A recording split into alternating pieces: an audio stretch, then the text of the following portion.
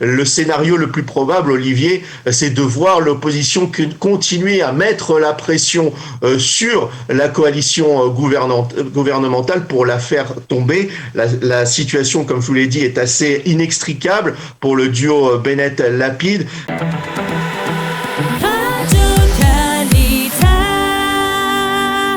Nous allons parler politique à présent sur Studio Kelita avec la décision du parti Ra'am de, pour le moment, quitter, ou pas exactement quitter, mais en tout cas ne pas donner son soutien temporaire à la actuelle coalition et à Naftali Bennett. Et pour en parler, nous sommes très heureux de recevoir ce matin Jonathan Serrero. Jonathan, bonjour. Bonjour Olivier. Alors, on va parler un peu de cette situation politique un peu spéciale. Hein. On va aussi essayer de comprendre quelles sont les conséquences pour la coalition de Naftali Bennett. Mais d'abord, Jonathan, je voudrais que vous nous expliquiez de quelle manière cette décision de suspendre donc le soutien du parti Ra'am à la coalition a été prise. Déjà, dire dans un premier temps que cette décision n'a aucune base légale, juridique ou même parlementaire, c'est du jamais vu dans l'histoire de la Knesset.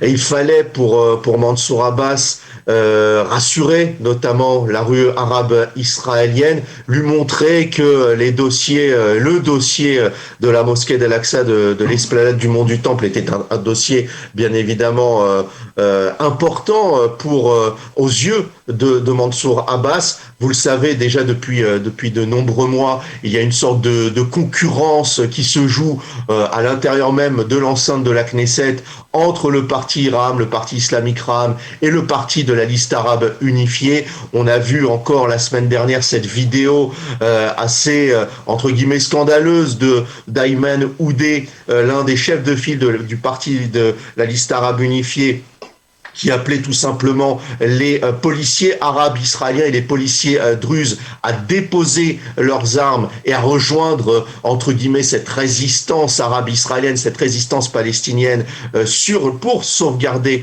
la mosquée d'Al-Aqsa. Mansour Abbas est à la recherche de succès politique pour justement rassurer cette rue arabe israélienne. Il a donc réuni ce conseil de Ashura, comme on le dit, ce conseil religieux, comme par exemple ce conseil des sages de la Torah, comme on pouvait le voir au sein du monde orthodoxe, juif orthodoxe. Et donc il a décidé, avec les chefs religieux, de geler sa participation au sein de la coalition. Alors, il faut préciser que cette décision intervient à un moment où la Knesset est en vacances, hein, et qui donc, pour le moment, il n'y aura pas vraiment de conséquences sur la stabilité de la coalition de Naftali Bennett. Pour le moment, il n'y a aucune conséquence sur la stabilité du gouvernement, puisque cette décision, notamment, a été prise en concertation entre Mansour Abbas, Yair Lapid et Naftali Bennett. Maintenant, hier, vous le savez, Olivier, Bezalel Smotrich, le chef de file du parti sioniste religieux, a réclamé la tenue d'une séance extraordinaire de la Knesset pour voter en vote préliminaire la dissolution de cette Knesset. Il lui faut 25 signatures de députés. Alors 25 signatures de députés, il pourrait les obtenir par l'entremise et l'aide de l'opposition. Il faut aussi que le président de la Knesset, Miki Levy, du parti du Yesh Atid, le parti de Yair Lapid, accepte notamment la tenue de cette réunion extraordinaire. Au sein de la coalition, il se dit que si l'opposition obtenait ces signatures et obtenait 61 voix pour faire passer en vote préliminaire la dissolution de la Knesset, il ne se battrait pas outre mesure pour voter cette loi de dissolution de la Knesset, tant et face à une situation qui est de plus en plus difficile à supporter pour Naftali Bennett et Yair Lapid pour maintenir cette majorité. Donc, cette réunion de la Knesset, du Parlement israélien, peut avoir lieu dans les jours à venir? C'est quelque chose de possible?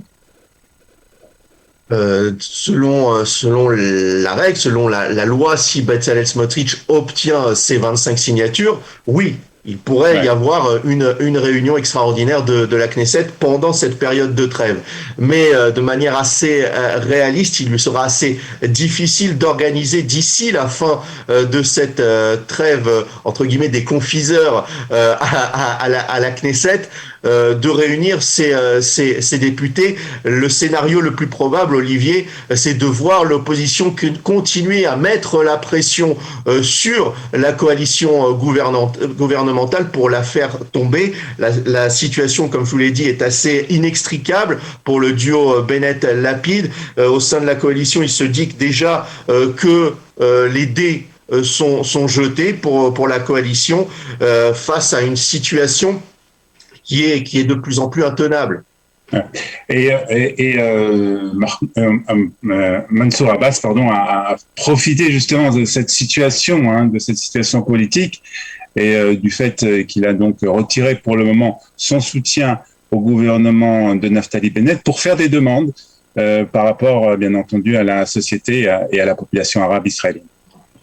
Oui, c'est des demandes qu'il fait depuis de nombreux mois. Il faut savoir, Olivier, que la Knesset est bloquée depuis déjà 2, 3 mois. Aucune loi, je dirais, petite loi qui est adressée au public arabe israélien ou même au public sioniste religieux. D'ailleurs, il est intéressant de remarquer que les deux personnalités qui ont déposé un ultimatum au Premier ministre israélien, c'est Nir Orbar du parti Yamina et aujourd'hui Mansour Abbas, le chef du parti Ra'am. Chacun met la pression sur les points qui lui sont chers du côté de Mansour Abbas, sur la question d'Al-Aqsa, sur la question du plan cadre, et un Mansour Abbas qui réclame aujourd'hui 30 milliards de shekels pour venir en aide au secteur arabe israélien. Pour Nir Orbar, ce sont les implantations juives en Judée-Samarie, les constructions, la fin du gel des constructions